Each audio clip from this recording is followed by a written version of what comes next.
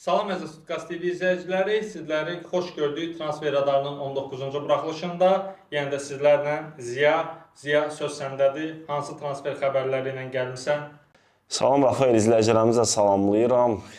Videoya keçməzdən öncə kanalı bəyənib abunə olmağınızı xahiş edirəm. Artıq 8.000-ə, 9.000-ə çox az qalmışıq. İnanıram ki, yaxın vaxtlar ərzində biz 10.000 olacaq. Rafael, başlamaq istəyərdim Qarabağdan. Qarabağ futbol klubunda Qarabağın Çempionlar Liqasındakı göstərdiyi oyundan sonra Qarabağın futbolçularına da maraq artıq son transfer radarında biz bunu bildirmişdik. Və ilk öncə onu bildirim ki, Qarabağın 3 əsas heyət üzvünün 2026-cı ilin iyun ayında artıq müqavilələri bitir. Ona görə artıq Qarabağda bu futbolçularla bağlı bir qədər xaos hökm sürür. Bu futbolçulardan birincisi Toral Bayramovdur ki, Toral Bayramovun 2026-cı ilin iyun ayında artıq Qarabağla müqaviləsi bitir və yeni bir müqavilə yenilənməyib. Hal-hazırda market dəyəri 1.4 milyon avro olaraq dəyərləndirilir. Ötən videoda biz bildirmişdik ki, Toral Bayramovu Arda Turan Şaxtyor üçün yaxından maraqlanır və hətta Ukrayna-Azərbaycan oyununda Strna və Arda Turan Toral Bayramovu izləməyə meydana gəlmişdi. Bu xəbər Qarabağ tərəfindən də təsdiq edildi və çox maraqlıdır ki, qış transfer pəncərəsində artıq Qarabağ müqavilə imzalamasa, böyük ehtimalla Toral Bayramov sata bilər. Bilirik ki, müqavilə müddətinin sonuna yaxınlaşan oyunçuları klublarla birbaşa təmasa girib danışa bilərlər. Ancaq bir məsələ də var ki, Qarabağ müqaviləsinin sonuna az qalmış Toral Bayramovu heç də çox böyük bir məbləğə sata bilməyəcək. Çünki klublar futbolçu ilə maaş məsələsində razılaşıb, kiçik bir transfer məbləği ilə bu transferləri bitirə bilər. Ancaq belə bir hal da ola bilər ki, Toral Bayramov Qarabağla müqaviləsini yeniləyib, daha sonra yaxşı bir məbləğdə transfer olunsun. Ancaq burada oyuncu tərəfi də ziddiyyət təşkil edə bilər. Çünki oyuncu yeni müqavilə imzalasa Qarabağla, qarşı tərəfdən Qarabağ daha çox transfer məbləği istəsə, bu transfer baş tutmaya da bilər. Ona görə artıq burada inisiativ qalır Toral Bayramovun özünə. Çox istərdim ki, Toral Bayramov da ölkə xaricində yaxşı klublarda çıxış edib, Azərbaycanın həm milli yığma komandaya, həm də Azərbaycan futbolunu daha da yüksəklərə daşısın. Digər bir ad isə Emanuel Adday'ın adı ilə bağlıdır ki, Emanuel Adday'ın da müqavilə müddəti bitir. Təxminən bu xəbəri 4-5 ay öncə desəydik, bəlkə də çox ciddiyə alınmazdan öncə ciddiyə alınardı, ancaq bildirərdilər ki, Adday getsin. Adday'ın amma son Çempionlar Liqasında ortaya qoyduğu oyunlar, Kopenhagenin qapısına qol vurması, daha sonra Chelsea oyununda daha sonradan oyuna daxil olub oyunun ritminə tam uyğunlaşması azarkeşlərinin bir qədər Adday'ın sevimlisinə çevirib. Adday'ın da 24 yaşı var. Qarabağda bu mövsüm 19 oyun keçirib, 3 qol vurub. Bu qollardan biri də Çempionlar Liqasındadır. Futbolçunu ilə yayda Apoel çox maraqlanırdı. Futbolçunu transfer etmək istəyirdi. Ancaq təklif olunan transfer məbləği 300.000 avronu keçməmişdi. Qarabağda müqavilə müddətinin sonuna bir il qalmış futbolçunu bu qiymətə satmaq istəmədi. Adday'ın özü isə klubda qalmaq istəyir. Mənim fikrimcə yaşı da heç də çox deyil və Qurban Qurbanov artıq yavaş-yavaş Adday'ını üzə çıxara bilib. Bir qədər də onun üzərində işləsələr, mənim fikrimcə Adday'ı Qarabağ klubuna daha yüksək məbləğdə transfer ola bilər, Qarabağa daha da çox xeyir verə bilər. Müqavilə şərtlərinin yenilənməsi ilə bağlı Qarabağ klubundan məlumat almaq istədik, ancaq bizim belə deyək ki, cavab verilmədi. Ancaq belə bir cavab var ki, bu da rəsmi bir cavabdır. Yanvar ayında baxılacaq Qarabağın futbolçularının müqavilə yenilənməsinə. Digər müqavilə müddəti bitən futbolçu isə Elvin Cəfərquliyevdir ki, bu da doğrudan da Qarabağın döyünən ürəyidir. Eyni cinahda Toral və Elvinin eyni vaxtda müqaviləsinin bitməsinin mənim fikrimcə Qarabağ bu iki futbolçudan birini satıb, birini klubda saxlayacaq. Artıq 6 ay sonra Elvin Cəfərquliyevin müqavilə müddəti bitir. İyun ayında sərbəst futbolçu olacaq. Elvinlə yaxından Lil klubu maraqlanırdı.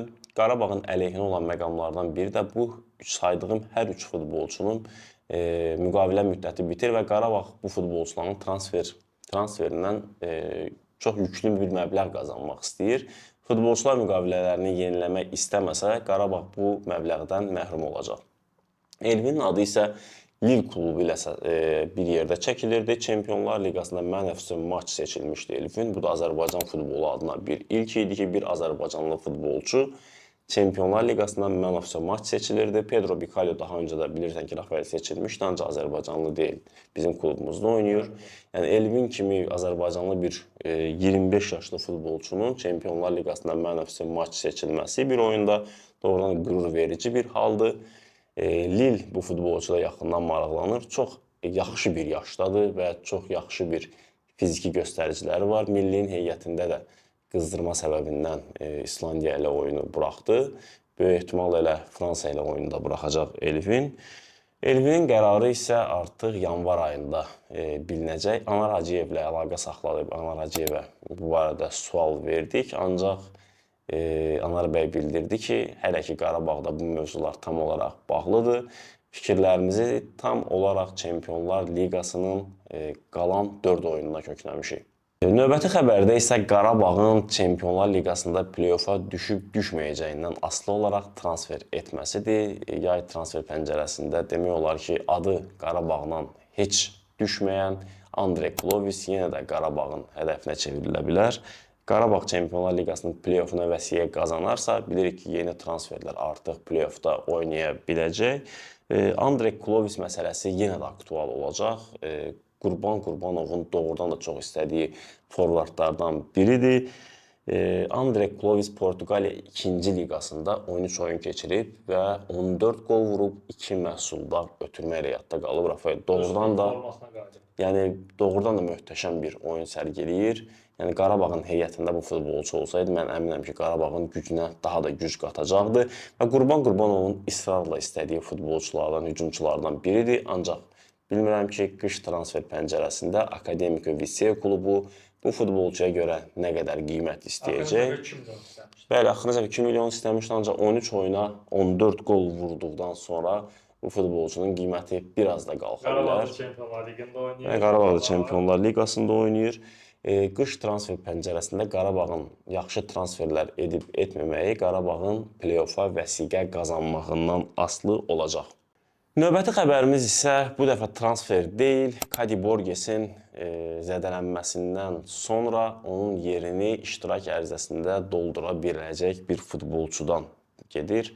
2025-2026-cı ildə UEFA-nın yeni qərarına görə 31.13 maddəsinə əsasən zədələnən futbolçu, əgər sən doğrudan da o futbolçunun zədəsinin 60 və ya daha çox gündən çox olacağını sübut edə bilirsənsə, həkim raporu əsasında o futbolçunun əvəzinə heyətə iştirak ərizəsinə salınmayan bir futbolçunu iştirak ərizəsinə sala bilərsən. Kadi Borgesin də təxminən 3-4 aylıq zədəli olmasına görə Qarabağın bu haqqı istifadə etmək hüququ var.